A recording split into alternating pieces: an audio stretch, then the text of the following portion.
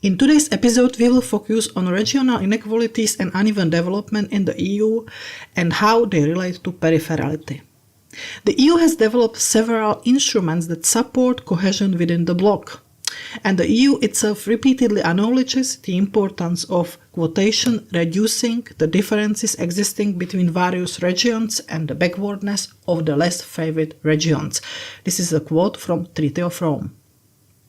The cohesion policy is even seen as a key pillar of the European project. However, the inequalities prevail and seem to have deepened in many cases over the time. In many member states, we can observe the increasing gaps between regions in one country embedded in the diverse context of promoted economic growth models. So why are regional inequalities still so relevant and prevalent? How do we understand the contradiction of the EU cohesion policies? Are there alternatives to approach regional diversity in the EU? Our today's guest is a Greek expert and geography professor Costis Hadjimichalis.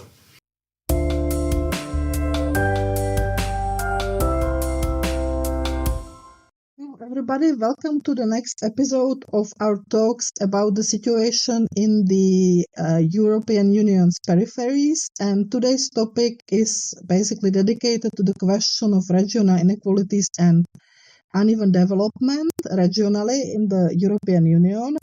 And our guest is a Greek expert and geography professor Costis Hadjimichalis, who will talk about this question with us. So welcome, Costis, and thank you for your time. And I will start with the first more general question, because, as I said, we are going to speak about uneven development. So I would like to ask you in the first question if you would be so kind and explain us what means uneven development actually and how to contextualize it today in the European Union. Of course, it needs also some historical dynamics to take into the account. So how actually we can understand uneven development and how to understand it in the EU today? We can broadly define uneven development as the relationships between places, economic, social, political, cultural, that produce and reproduce inequalities in terms of wealth, power, and resources, and the complex of responses to them. Uneven development is an enduring feature of capitalist societies, both as a condition or as a process, and it is often described as regional inequalities. However, uneven development is a more broader theorization than regional inequalities, cutting across scales, both in terms of rural, urban, national, supranational, let's say from local to global, and it is experiences differently among people in different places.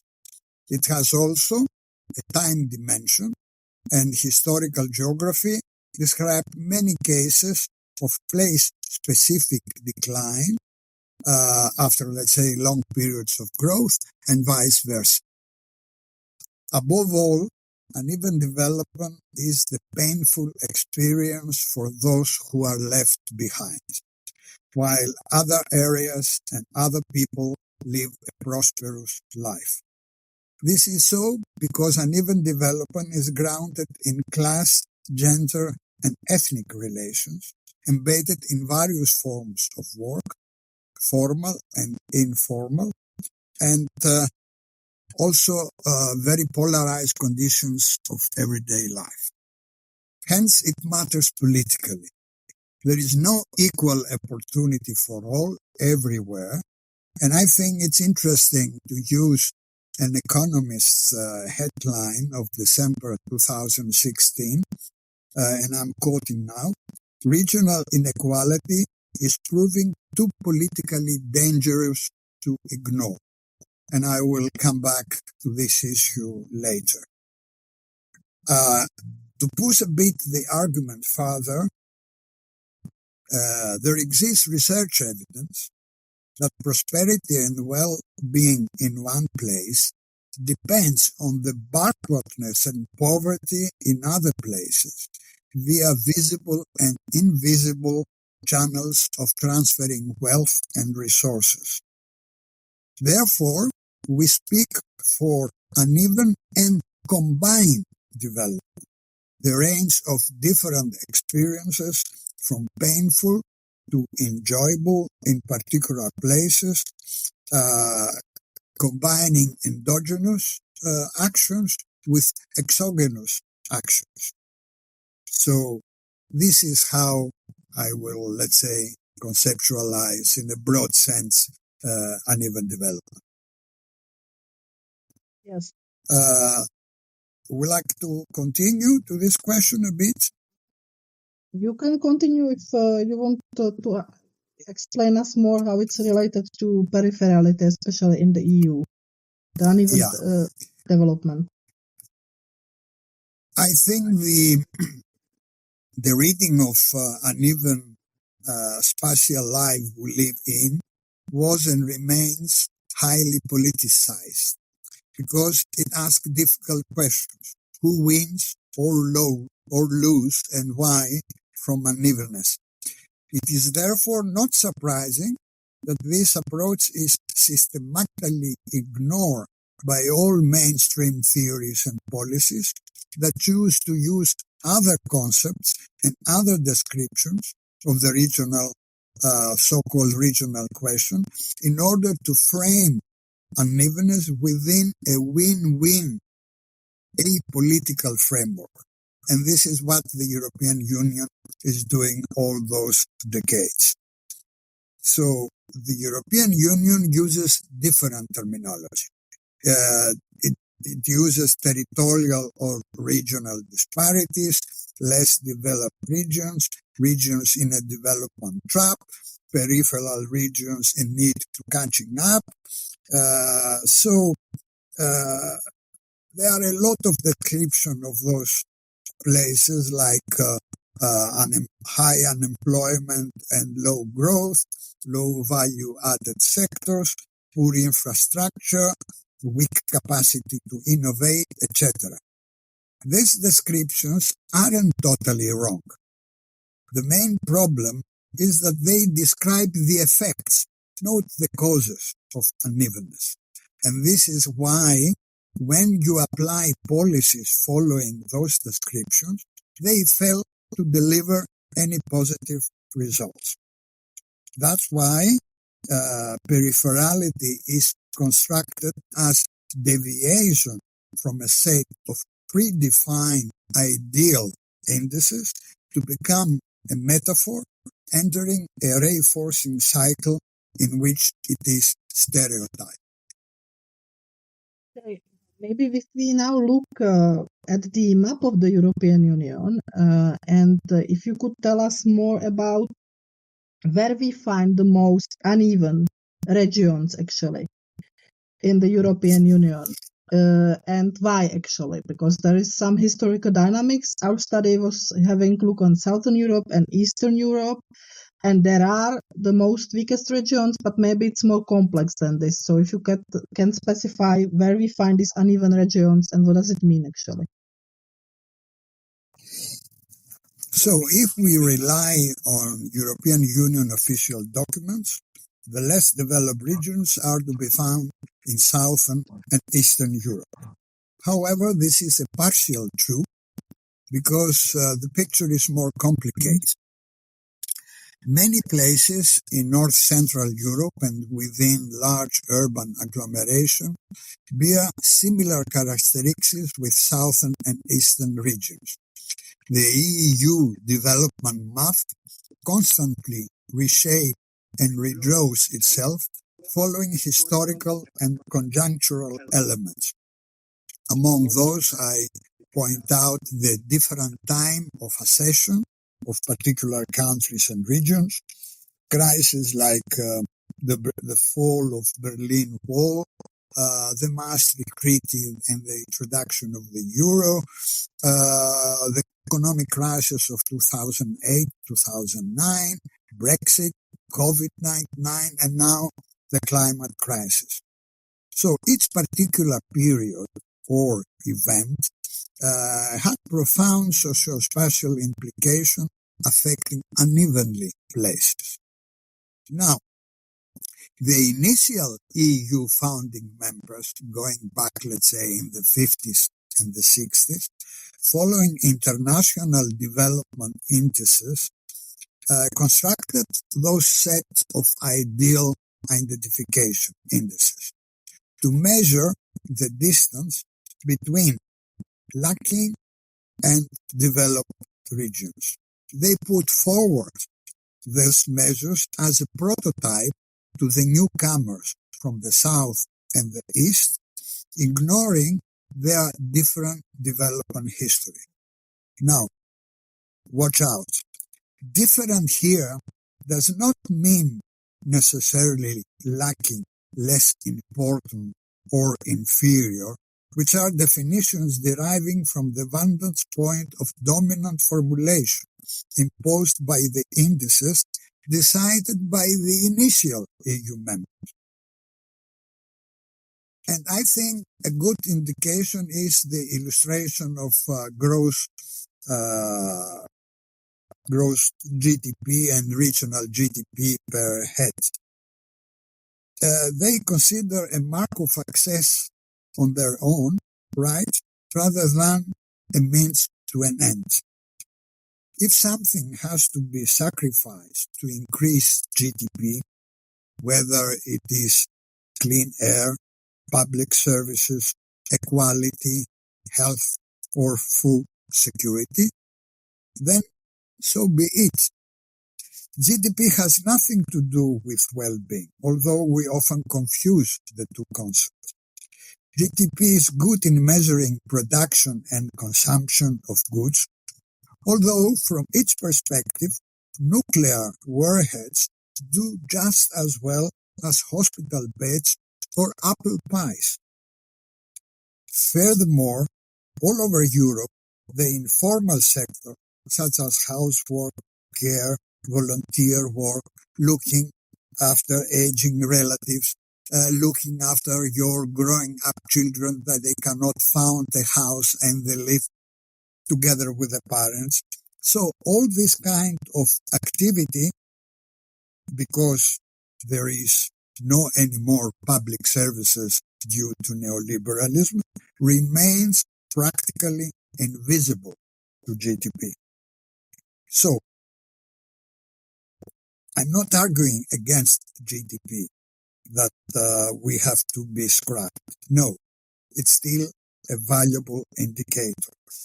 But from a left perspective, it is necessary to work also and mainly with other indicators that are more sensitive to what the left prioritizes, like socio-spatial inequalities and injustices in terms of class, gender, and ethnicity. Mainstream indicators such as United Nations Development Index, the Inequality Adjusted Human Development Index, the OECD Quality of Life, Social Progress, Sustainable Development Index, Food Security Index, and the Income Quantile Share, let's say 80 to 20 and others, could provide more comprehensive picture of the actual situation. Okay, so the next question, which I would like to ask you, because actually the European Union and the predecessors of the European Union since very beginning, as you already mentioned and as we mentioned in the introduction, were interested in reducing these regional inequalities. It was said that it's important job or the task of the European integration process. But still, if you look at any recent report of the European Union about the regional discrepancies or differences, you can see that they still are prevalent. They still exist. So my question to you as an expert would be, why so? And is there something wrong about the European regional development concept or about the cohesion policies which are related to it, since we still observe existence of these inequalities on the regional level? So if you could give us your idea about this issue? So it's a very broad question. I will try my best. I will use the 8 Cohesion Report, let's say 2022, and using its terminology, I see evidence that capital metropolitan regions in all EU members are doing better than other regions, reinforcing the gap between urban and non-urban areas. Several less developed areas in the east have been catching up with the rest of the EU, while middle-income regions in the south suffer from economic stagnation or decline. The economic crisis of 2008-2009 and later the COVID led to a significant spike in regional disparities that remain wider than before the two crises. So, behind the report technocratic language, we realize that uneven and combined development remains alive and well, despite all efforts to deal with it. However, I don't underestimate the policies promoted by the European Union to handle the problem, and also I am aware that without them, the situation could be worse. The problem is why the problem continues. And I think here we face a major contradiction. The European Union, seeking implementing neoliberal macroeconomic policies that impose austerity and competitiveness, while at the same time pursuing solidarity, economic and socio-spatial cohesion. This is a very important contradiction. The cornerstone of any progressive regional development program consists of socio-spatial redistribution, aiming at reducing unevenness and injustices, something which is inconsistent theoretically and practically with austerity, unless the national and EU leaders and those who vote for them, we have the European elections next week, realize this, I cannot expect any major positive change. There is another big problem deriving from the above contradiction, perhaps more dangerous politically. What effect, if any, does persistent regional unevenness have upon trust in political institutions?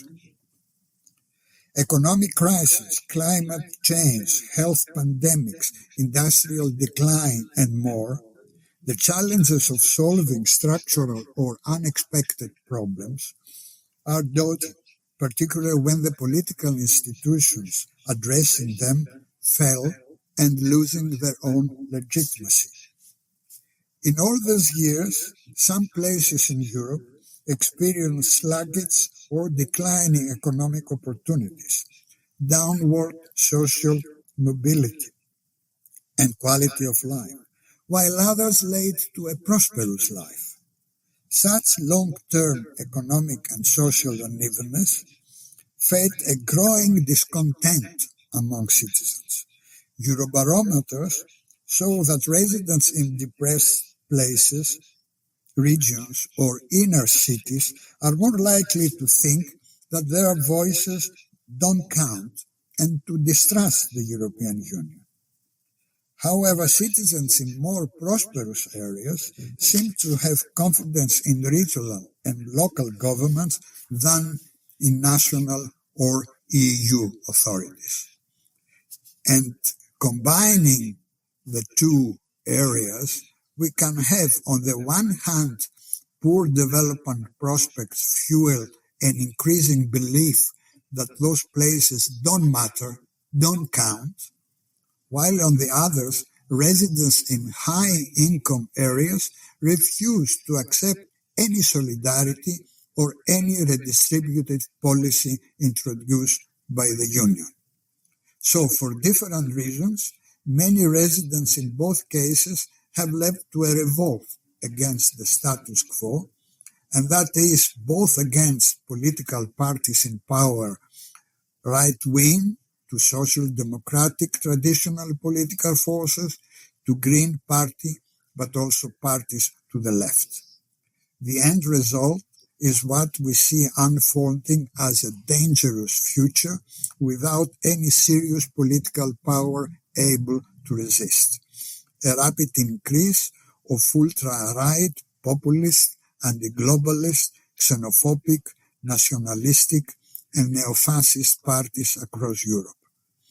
I'm not arguing that uneven development is the only or the main cause for the rising of the anti-democratic forces, but that's something that needs an urgent attention, particularly from the left.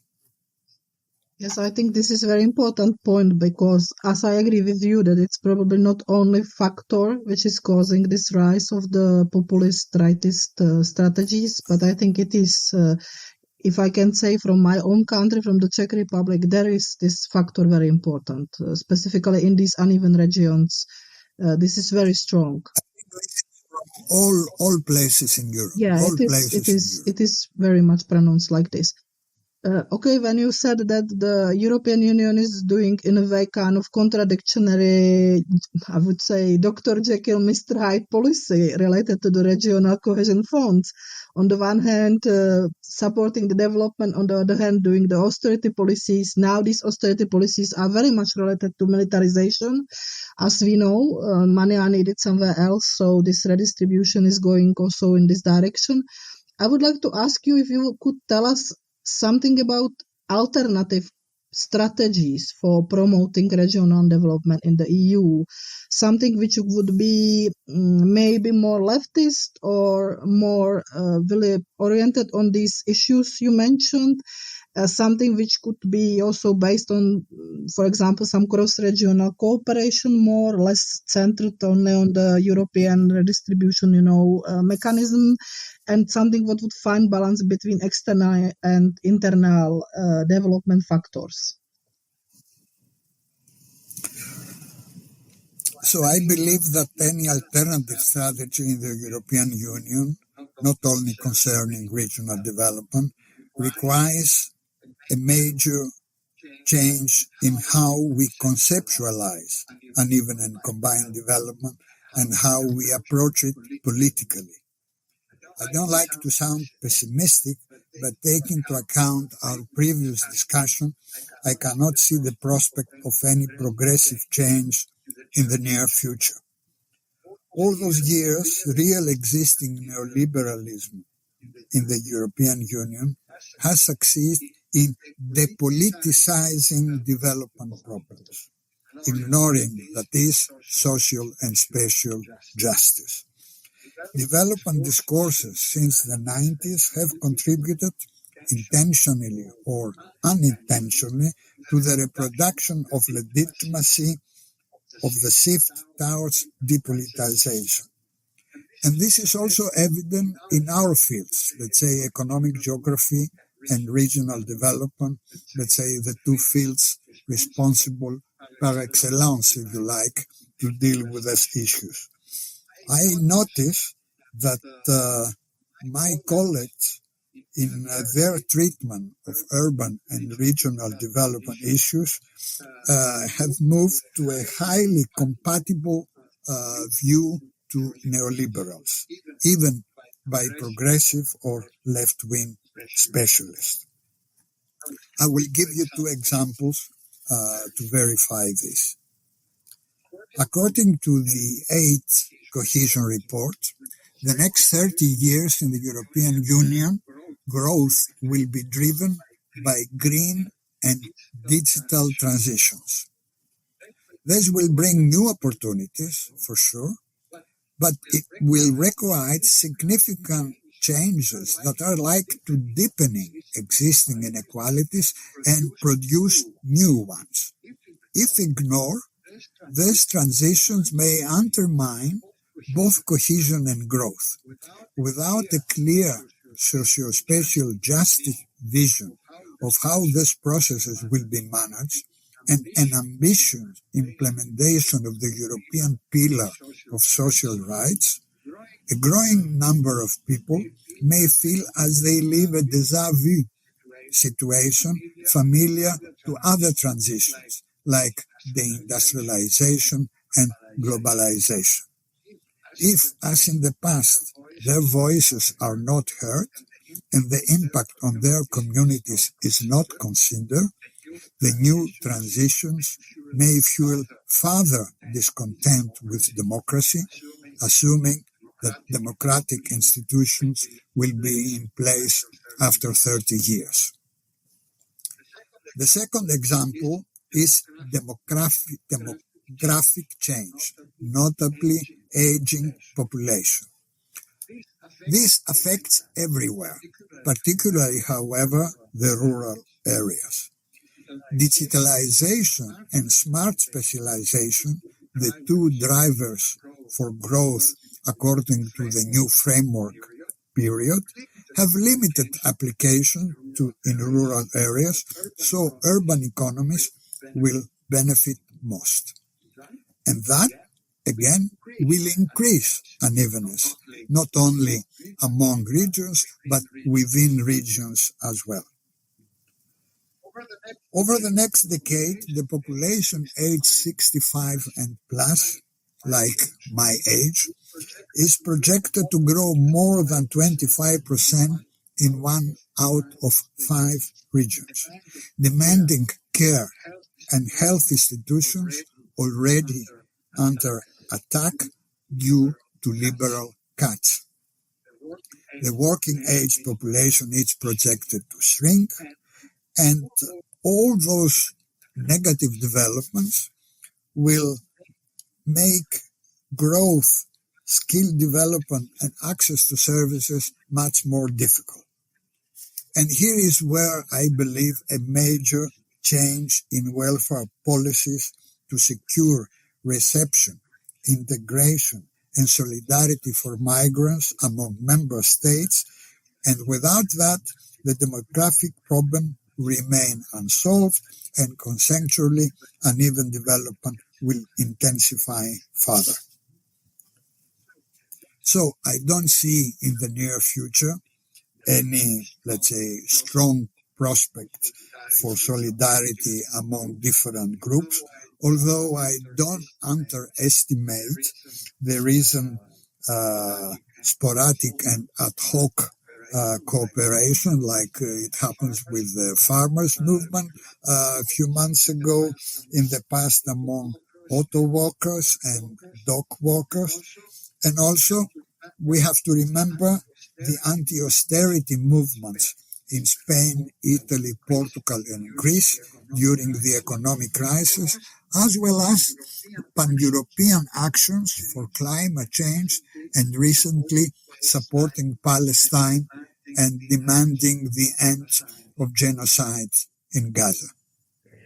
Okay, so you are really not very optimistic in this case for the nearest change. However, I know I read your articles and you were underlining the importance of the regional, local, and political mobilization for the development. And actually, in another interview, we are talking with the Czech economist about local economy, and she also specifically was saying that for the local economy promotion, this is not just the question of European funds or national government, but it's very much related to the local place, to municipalities and really the people at the place. So what would be your opinion about the searching for the alternative way of development of regions? Who could be those who could play the role for the mobilization of something which would be more new and which would challenge the current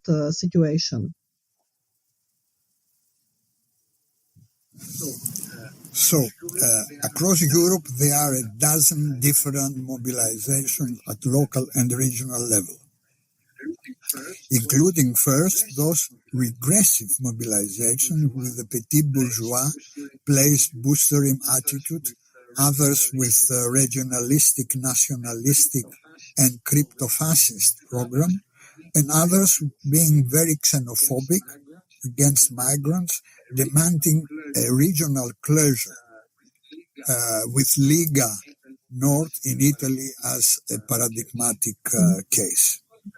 Second, there exists a variety of progressive local and regional social movements deriving often from unpredictable parameters, among which three appear, to my view, most frequently: cultural and community identity, material, social, economic initiatives, and political reasoning and expectation. These three parameters are mediated through place, class and gender and ethnicity. In this sense, local regional mobilization may refer to local symbols and meanings, to conditions of living and working, to the ecological environment in a given place, and may oppose socioeconomic restructuring to defend local life. There are thousands of local regional mobilization, as mentioned above, across Europe. Impossible, of course, to review them here. They play a positive role in the wider discussion of uneven development because they highlight something very important: the role of social agents, which is absent from mainstream theories. Mainstream theories assume there is always a top-down approach, and they ignore any bottom-up initiative. So I believe those movements are very important, both theoretically and practically. However, it makes a difference, for instance, whether Frontex boats patrol the Mediterranean to defend European Union borders from migrants, often by sinking their boats and throwing them into the sea, or whether people defend an ecologically important lagoon from pollution from chemical factories. It makes a difference whether peripheral areas compete to attract tourism or whether they struggle to promote common rules to control hyper-tourism, which destroy local life of citizens living in those places. So, shifting the focus for a few minutes to Southern Europe, the area I know most, during the economic crisis of 2008-2009, the slogan, "They want us precarious, we will be rebellious," heard in many local mobilizations and was a compensation of feelings against ultra-austerity imposed by Troika and national governments. The extreme material deprivation of everyday life, political corruption, and the absence of democratic accountability mobilized local people, and we have many interesting examples of new kind of mobilization that has been really very transformative. Few of them remain until today. For example, local social clinics, teaching collectives, fighting against evictions, occupying social centers, etc. Of course, we know that we need to go beyond an idealized and romanticized reading of those movements. We also need to distinguish between accommodative and transformative initiatives. However, from my own experience, I notice a crucial parameter in all of them, namely the spatialization of democratic politics leading to a peculiar emancipation. The latter contributed to the election of former participants in these movements as progressive mayors or regional governments, particularly in Portugal, Spain, and Italy, the formation of new left-wing political forces and parties, such as Syriza in Greece, Podemos in Spain, Bloco in Portugal, that played crucial roles in national and European politics, despite the many political mistakes and internal splits. And I think to conclude, we know that these movements appear and disappear in time and space. The question is not why they disappear. This is almost inevitable. But how? What kind of seeds have they planted in people's collective memories? And what kind of political opportunities have they opened up? This is important to think. And I believe that there are progressive social movements which have planted many seeds in European soils. The question now is who and how will do the harvesting, and how we will destroy collectively the black seeds of fascism. I think this is a very good conclusion for our talk. This was the next episode of our talks related to the European Union's peripheries, and we were talking with our guest, a Greek expert and a geography professor, Costis Hadjimichalis. We thank you very much, Costis, for your time. We could spend with you and listen your ideas about, I think, very, very important topic from the perspective of the European Union, from the national perspective, and mostly from the leftist perspective. So thank you very much for your time. And my name is Veronika Sušová-Salminen, and I'm greeting everybody who was listening us, and thank you for your time. I thank you, both of you. Thank you very much. Thanks a lot.